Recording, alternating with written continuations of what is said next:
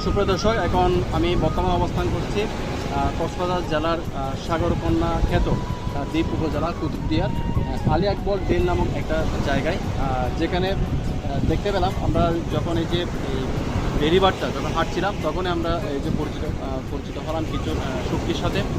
তো আমরা জানি সাধারণত এই যে সমুদ্র উপকূলবর্তী মানুষের জীবনযাত্রা হচ্ছে মাছ এবং শুটকি এগুলোর সাথে সম্পৃক্ত এবং সাথে লবণের সাথে সম্পৃক্ত। তো এখানকার মানুষের জীবিকার প্রধান উৎস হচ্ছে এই যে শুটকি এবং লবণ। তো শুটকি সাধারণত যে হয়, কিন্তু সরাসরি প্রাকৃতিকভাবে যে শুটকিগুলো শুকানো হয় এগুলো অত্যন্ত সুস্বাদু হয়, সেটা আপনারা অনেকে জানেন এবং যারা এখানে আসেন শুটকি যাওয়ার সময় শুটকি নিয়ে যান। তো আজকে আপনারা দেখবেন এখানে কীভাবে সুন্দর করে সাজে রোদের তাপমাত্রা এগুলো শুকানো হচ্ছে এবং নির্দিষ্ট তাপমাত্রায় পৌঁছানোর পর এগুলো সাধারণত বাজারজাত করানোর জন্য প্রক্রিয়াজাত করা হবে। একটু শুটকিগুলো একটু দেখাও।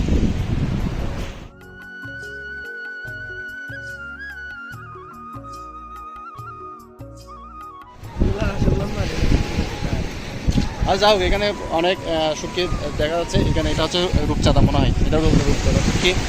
তারপরে এখানেও মাছগুলোর সাথে অবশ্য আমরা পরিচিত না, কিন্তু যখন এই শুটকি হিসেবে বাজারে আসে আমরা শুটকি হিসেবে এগুলো নিয়ে থাকি এবং এগুলো তরকারির সাথে অত্যন্ত সুস্বাদু। এবং শুটকি পছন্দ করে না কিন্তু এমন মানুষের খুব কমই আছে, তবে অনেকে কিন্তু আবার শুটকির স্বাদ নিতে পারে না, শুটকি বন্ধ করতে পারে না।